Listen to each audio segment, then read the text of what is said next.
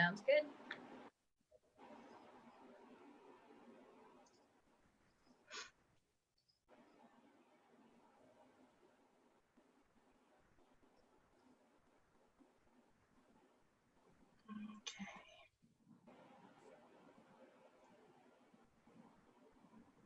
Okay, and we are live on Facebook.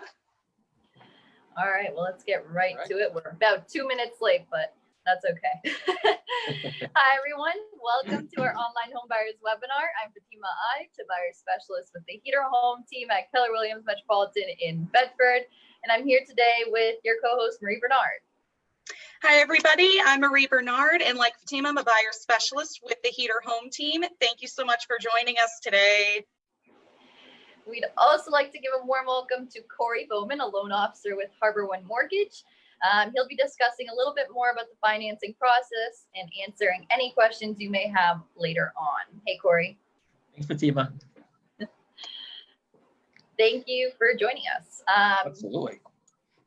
Now, for anyone new to Zoom, I'd like to explain a couple ways you can interact with us, and we really hope you do, because we want to make this an interactive webinar, and we need your help to make this a fun video.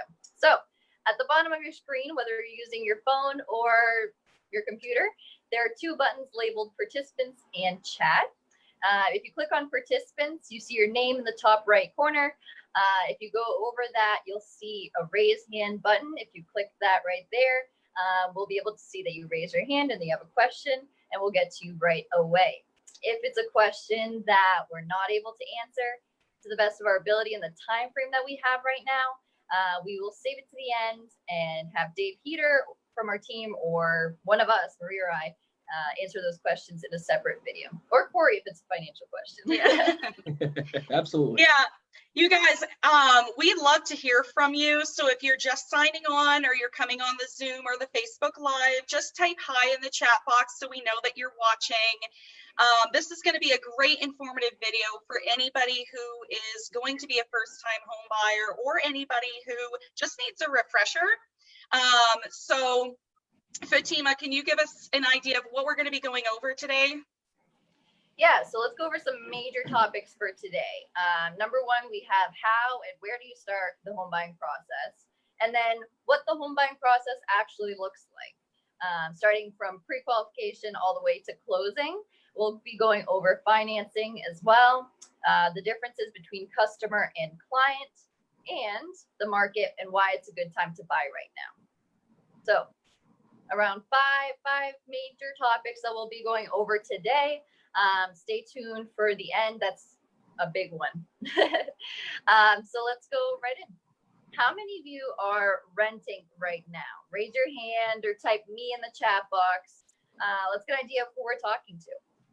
You may be a first-time home buyer, maybe a second, third-time home buyer, just experienced home buyer that needs a refresher, or maybe just a group of friends that want to take that next step and buy a home. In this day and age, people are paying just about the same as they would for a mortgage and may want to get out of that renting cycle and build equity in an investment. So there you go. A home is a great opportunity. So Marie, can you tell us what's the first step to get started? Sure, but first I want to say hi to Caitlin. Thank you for coming on to the Facebook Live. Hi, Caitlin. So, of course, let's go over one of the most important beginning steps, and that is meeting with a loan officer to get pre-qualified. So a lot of people are always asking, do we have to do this right now? Listen, even if you're not looking to buy right now, it's good to get that pre-qualification just to have an idea going forward as to how much you'll be able to afford, what you're looking at for a monthly payment. So you certainly don't want to go out and start looking at houses without that pre-qual, because I've seen it happen so many times. You may go out and fall in love with the house only to not be able to get the financing for it. So please don't set yourself up for that disappointment. You know, get the ball rolling in the right direction, know what you can afford. And I'm going to tell you right now, a lot of times sellers won't confirm a showing until you send them that pre-qualification. And a lot of times us buying agents may not take you out either until you have it, because we don't want to set you up for that disappointment. So another reason to meet with a loan officer is to find out what kind of programs are out there. There's FHA, there's VA. Corey will touch upon that a little bit. So you can find out so much valuable information, especially a little bit of an estimated idea as to what some of your closing costs would be. So I'm telling you, get that pre-qual first thing. And Fatima, what's the second step? The second step is, once you've got that pre-qualification, talk to your realtor. Meet with your realtor to discuss your needs, your situation, what you're exactly looking for. This can be extremely helpful because your realtor should know everything about what you're looking for exactly in the home that you're buying. And they'll be able to take you through the steps if you're a first-time home buyer. By talking with one realtor that you know and trust about your must-haves, make sure to focus on what you want to be in your next home specifically, and if that home doesn't have it, you won't buy it. You make sure that your realtor knows that. What's your lifestyle like? Just some questions that you should go over with them. What's your lifestyle like? What's important to you? Schools, neighborhoods, location. Maybe you want a big yard. Car garage, open concept layout, whatever it is that's important to you. It's so crucial that your realtor has an understanding of these things. So definitely get that pre-qualification and meet with your realtor. These two steps are going to lay the foundation of your home search so that you have a solid foundation to go from. So now I'll turn this over to Corey Bowman and for him to talk more about the pre-qual process and go over today's interest rates, loan programs, and what it means to have your credit pulled. All right. Thanks, Fatima, and thanks for having me on. So like Fatima and Marie mentioned earlier, very important to get pre-qualified. You want to make that your first step when you're doing this, because number one, you want to make sure that this is going to work for you. And number two, you want to know what is your price range. You want to know how much you can afford so that your realtor can take you out and show you homes. They're going to be within that price range that you can afford. So how this all happens is basically we have a nice online application that you could fill out. It's very smooth and takes just a few minutes to do it. And once you fill that out and you get us some of the required documentation, and some of those items are copies of driver's licenses, pay stubs, W-2s and tax returns are typically what we would look for. When we get all of that, and once you apply online, at that point we would get your credit report pulled. So we're going to see what your credit scores are like and what your overall credit profile looks like. And ideally, the better the interest rate, the better, or the better credit score, I should say, the better interest rate. So do interest rates affect buying power? Is a hot topic there. And yes, it does, because if you have a lower rate, that means your payment's going to be lower, more money's going to the principal, which allows you to afford more of a home. So right now the rates are very low. This is a great time to buy. Rates are generally averaging around the low 3s. So excellent rates. So essentially, once you apply, we pull your credit report. Minimum credit score is usually a 620. Obviously, you want to be a little bit higher to get a better rate, but minimum is a 620 typically. And from there, we just see what program is going to work best for you. There's a ton of programs out there, lots to suit first-time home buyers. And some of those would be some of our government programs like FHA, VA if you're a veteran, which is also a zero down program. There's also USDA, which is another zero down program, which is geared more towards buying in like more rural areas. And there's also down payment assistance programs out there too. So there's a whole bunch of them out there for first-time home buyers to help them. So once we get all that information, I see what program is going to work best, and I explain that to you. And basically, every program is different. It fits everybody a little bit different. So we find that one that works best for you. Awesome. Thank you, Corey, for going into that for us. You're welcome. So you guys are probably wondering, all right, so we know we have to get the pre-qual, we know we have to talk to a realtor. What is the next step? So the next step is going to be searching using a trusted source. You want to get out there, you want to see houses, and you want accurate information. So to find a home you want to see in person or virtually, you want to use a trusted source. So Fatima, tell us a little bit about those sites out there and what ones buyers should be using for their home search.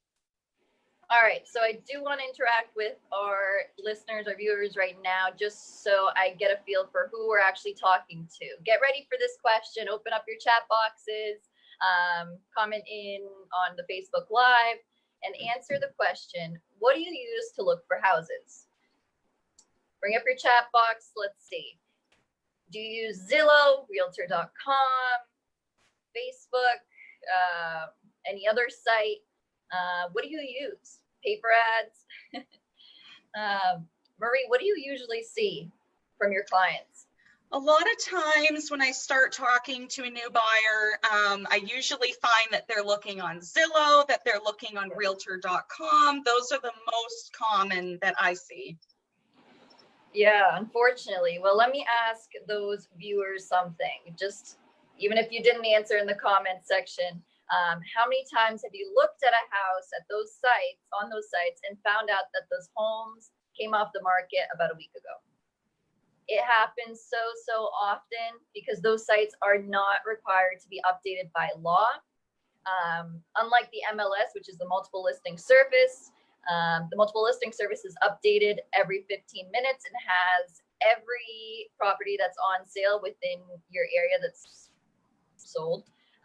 That's being sold. So they're required by law to be updated, and agents listing it have to keep that up to date. It's more accurate and just stick to an MLS connected site. It can be frustrating for both customers, clients, and their realtors because it's not always accurate information on Zillow, as I said, but we have a solution for that. We can give you a link in the chat box to a website that is directly linked into the MLS. It is www.homeannewhampshire.com. Feel free to use any website, but make sure it is connected to the MLS. Home in New Hampshire is just one of those. It's updated again every 5 minutes from the MLS site, so it's pretty accurate. If you go on the site, you can do an advanced search, and there you'll see all the houses that fit the criteria you put in, whether it's location, number of bedrooms, bathrooms. Excuse the sound in the background. So number of bedrooms, bathrooms, the price range you're looking in. And this is where the pre-qual comes in handy. The price range you're looking at is right on that pre-qual. So being prepared as much as possible is critical in this competitive market. Marie knows that. You want to make sure that when you find the home of your dreams, that you completed these beginning steps. Pre-qual, talking to your realtor, starting your search, getting in, speaking to a lender, all of that. So once you get the pre-qual, all of that, you start searching online to find, the perfect home for you. We together actually start searching for your dream home and touring them. So how that works, you find it online, you let us know, give us a link to it, whatever the address, we schedule the showing for you. We go and tour the house. We can do virtual tours. We can do FaceTime, Skype, private showings, anything that works, whatever works for you. Real estate related fields are considered essential, and we're complying with state guidelines. So open houses are now virtual. Well, actually, no, they're not virtual tours anymore, but they're allowed. Yeah. But we are complying with them and taking the necessary precautions when it comes to wearing masks, gloves, hand sanitizer, booties, whatever makes you feel most comfortable. So once you've toured a couple homes, gotten a feel for what's out there, we usually suggest looking at 4 to 5 homes, maybe even a little more in your search at the beginning, just so you can get a feel for the market right now. But once you find that home that you love, that it hits all your check marks on your list, you'll feel it. As soon as you walk in, we've experienced this so many times. You walk in with the buyer and they're just like, this is home. This is home. So Marie will go over what goes next. Yes. So first of all, when you find that home with as much competition that's out there, like Fatima said, it's going to be very important to consult with your realtor how to structure your offer in a way that's going to win the negotiation, because we get into a lot of bidding wars sometimes with our buyers. So we like to try and not have that happen. So how do we do that? How do we structure our offers? Well, we look at a bunch of different variables, especially right now. The average is 4 days that a house is on the market before it goes under contract. So like I said, knowing how to structure that offer, we look at how long has the property been on the market? Do they currently have any other offers that we have to compete with? What are other homes going for in the area? So many different variables that we look at. So what goes into an offer exactly? So first you have a purchase and sales agreement. This is simply a written agreement outlining who is selling, what are they selling, who are the buyers, what are you offering to pay?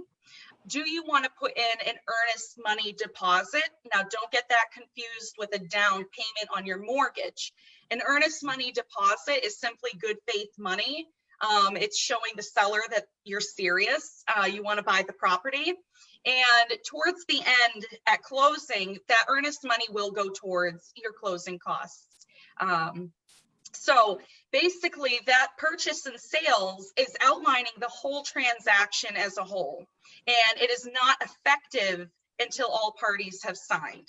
Now, if your offer is accepted, then that earnest money deposit I was talking about would be sent to the seller's agent to be held in an escrow account 3 days after an accepted offer. Now, what else do we have? We have the pre-qualification letter that we've mentioned a bajillion times, because again, we want to show the sellers that we're serious, we've been through the process, we know that we can afford that house.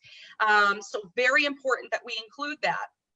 Now, the next thing I'm going to mention is optional, but I always recommend it because it really makes a difference sometimes, is writing a personal, heartfelt letter to the sellers. And even including a photo or a family photo can really pull at the heartstrings and add some feeling to a transaction that otherwise wouldn't have any feeling. So Fatima, I know you said we were talking the other day, you had that happen not too long ago, didn't you? Yeah, so I had a family who was moving in with their in-laws into the same house, and they put a picture all together and individual pictures of like their children and, you know, in their element with the in-laws pictures. It was super cute, but that's really what won the deal over. And plenty of deals have gone through just like that, where, you know, the picture and the letter itself, it resonates with the sellers and they choose that. And I can attest to that too. I just had one recently where they did the same thing, and the seller, that was one of the reasons the seller picked our buyers, because of that. Yeah, so it works. Yeah, see, I always recommend that.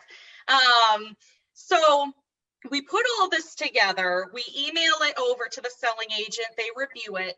If they choose to accept our offer, or sometimes they can counter offer, but if they do accept it, now you would be considered under contract. So when we say we're under contract, you just want to expect a 35 to 40 day window before you can actually get the keys and move in, because you have a bunch of other steps that we have to go through, which we will talk about in a minute. So just expect it's going to be 35 to 40 days once your offer is accepted to be able to move in. So now I'm going to turn this over to Corey, because once your offer is accepted, you'll want to do a loan application, and he'll be able to walk us through that a little bit. Yep. So first step is you get me a copy of the fully signed purchase and sales, and then I call you and say, congratulations, you guys went under contract. Great news. So yeah, so that's step one. So you get me a copy of that fully signed purchase and sales. And once I have that, I set up your loan. And that starts the application process. So get all the information in. We also check interest rates at that point, and we typically try to secure you a rate lock at that time as well, depending on when your closing date is, you know, whether it's 30 days out, 45 days, we'll look to make sure you get a rate lock long enough to get you to your closing date.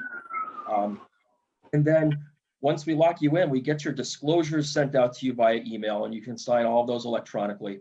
And that's the application process. That's step one. So we get all those signed, and then from there, you're going to be able to see things like, you know, one of the questions is, well, how much are all the closing costs and all that kind of thing. So there's a document in those disclosures. It's called the loan estimate. And that's the document that's going to break down all the closing costs, the monthly payment, how much money you're going to need for closing. So that's probably the most important one out of all that you're going to want to pay special attention to. It will also show something called, if you don't have 20% to put down, it's called PMI. Nobody likes that. The dreaded PMI. So essentially what that is, if you don't have 20% to put down, you're going to have PMI in one way, shape, or form, whether it's on a conventional loan or a government loan. They call it different things, but it's all essentially the same thing. And can it go away at some point? The answer to that is yes. So depending on what kind of loan you do, like if you have a conventional loan, that will go away once you hit that 80% loan to value mark. You have 20% equity in your property. Then at that point, your PMI could go away. You usually have to request it from your servicer at that point. If you have an FHA loan, for example, that mortgage insurance is with you for the life of the loan, unless you put 10% down. And if you do that, you have it for 11 years. So those are the two different options for PMI. And as far as programs that might need certain inspections, so that's another good one that comes up. What type of inspections am I getting? So most people typically choose to get a home inspection, which obviously will tell you if there's anything wrong with the home.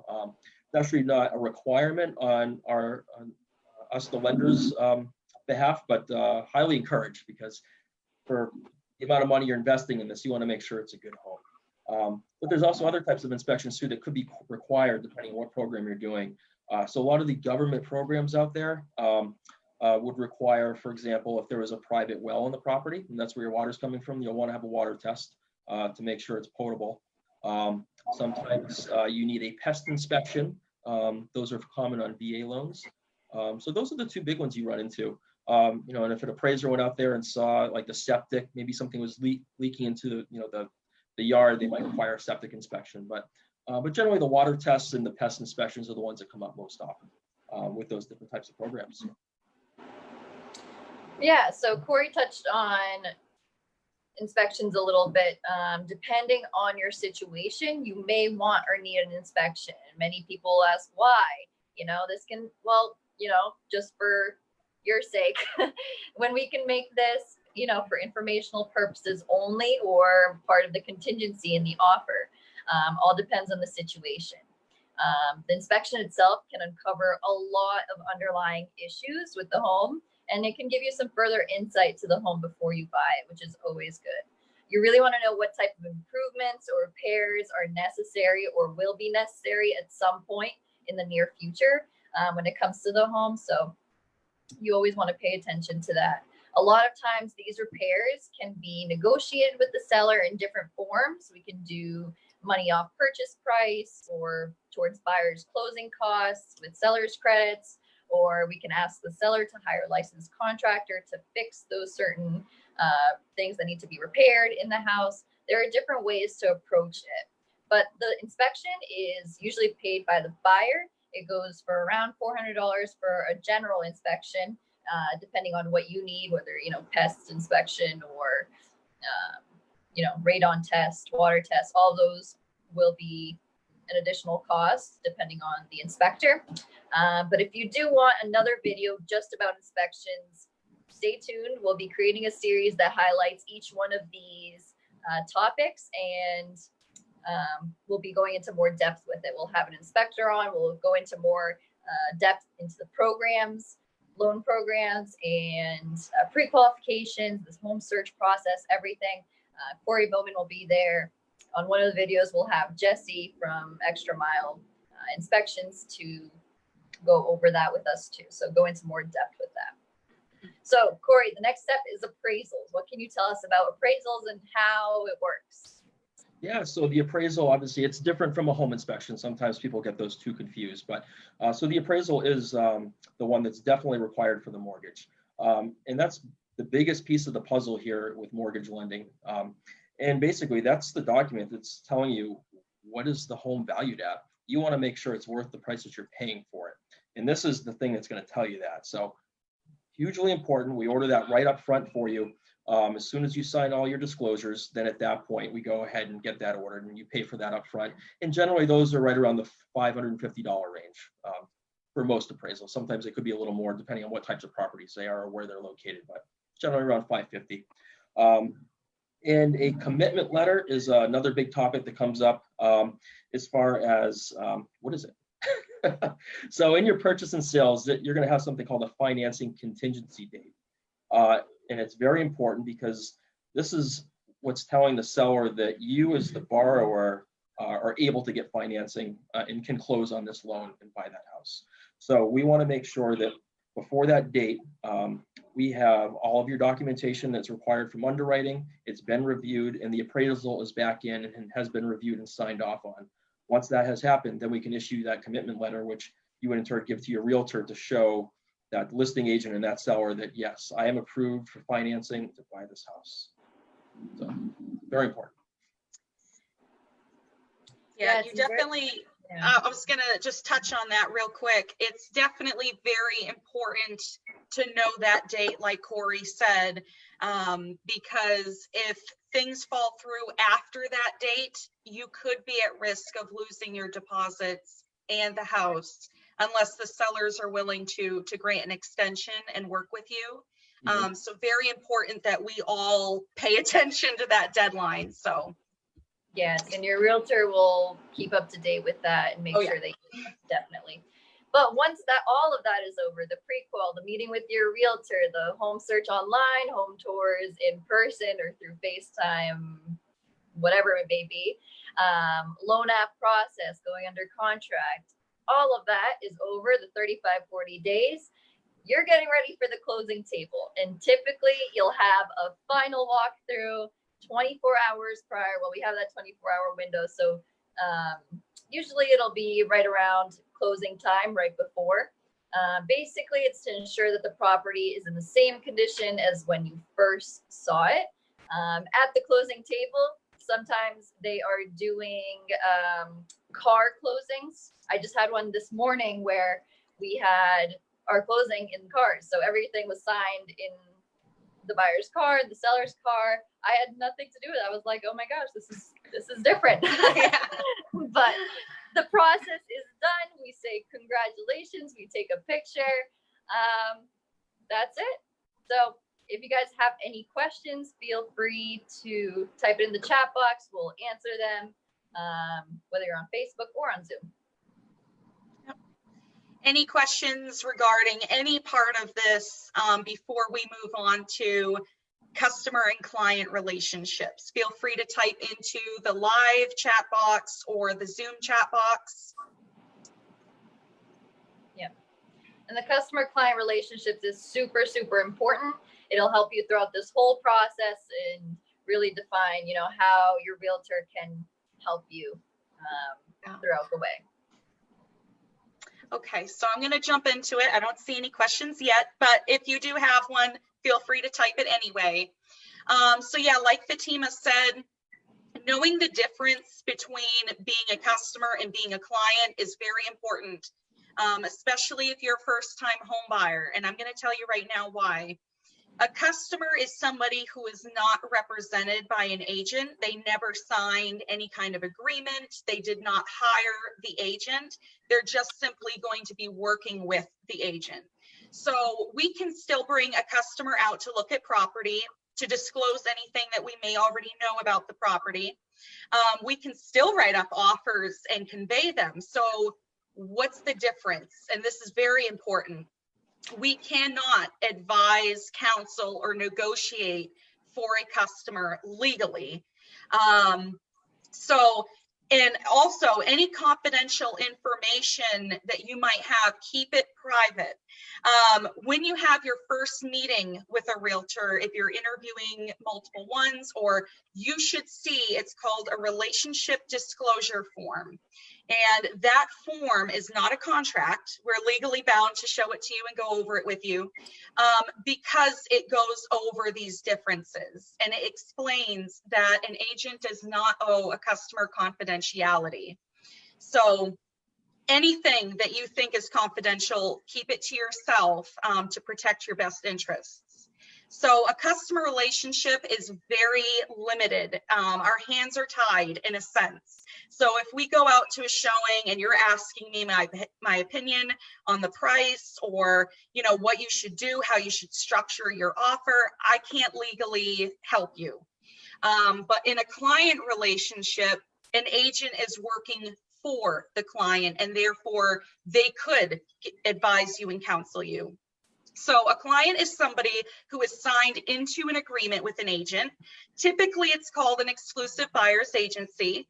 And all that it really is an agreement saying that you're going to be hiring that realtor for a certain period of time to look for a specific type of property in a specific price range. Typically, the length of that relationship is 6 months or until you find a property and close.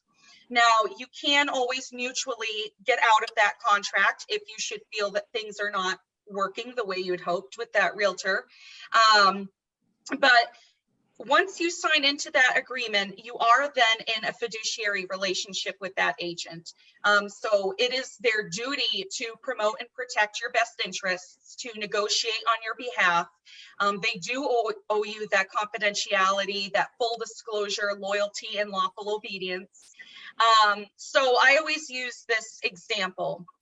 As we said, an appraisal is definitely necessary for a mortgage.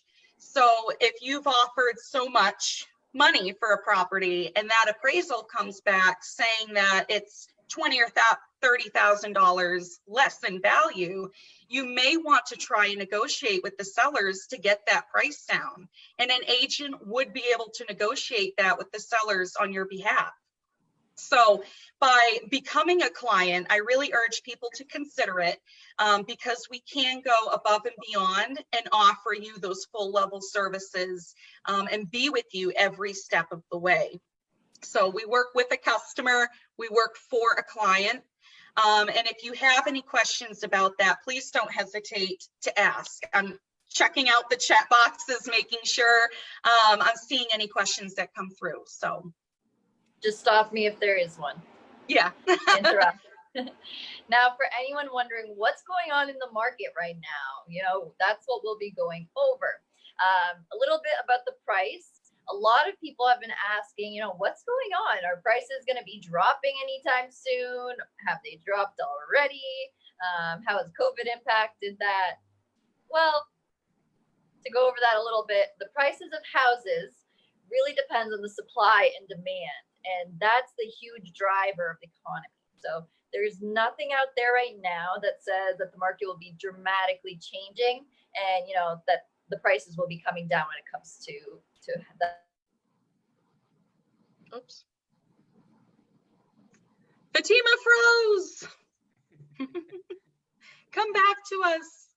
Come on, Fatima. Yeah. So yeah, what she was saying was there's nothing really out there. We have meetings about this every week, and we have not seen anything that would indicate prices dropping anytime soon.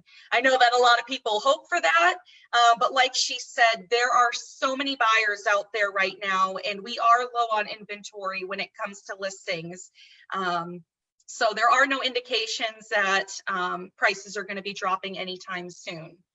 So that's why we tell people be prepared as much as possible, because you want to be ready. As soon as something comes on the market, you want to be able to go look at it. If you love the house, you want to be able to put in an offer. So be prepared, get that pre-qualification, because there's so many people going out right now, and we don't want you to miss out on your dream home. So everyone, we're kind of at the end of our seminar right now. We didn't want to take up too much of your Thursday, but we hope that this helped, especially for anyone thinking of becoming a first-time home buyer, or maybe you already are. Please don't hesitate to reach out to us, myself, Fatima, or Corey, with any questions. We are so easily accessible. So feel free to call us, text us, email us, and we will answer you right away as soon as we can. But also check out our Facebook page, Home in New Hampshire on Facebook. Also, that website that we mentioned, www.homeannewhampshire.com for your home search. Corey, did you have anything that you wanted to say or add? Well, just that if anybody has any questions at all, call me, email me, text me. That's why I'm here. And, you know, even if you don't have perfect credit, like I know I kind of mentioned some minimum credit scores out there, but even if you're not there, call me, because I could still give you some guidance on how to get you to where you need to be. That's what I'm here for, helping you get pre-qualified to buy a home. So Exactly. reach out for anything. Yep. Yeah, exactly. And we tell people too, you may not want to buy for another year or two. Maybe you want to buy in a month, maybe 5 years from now.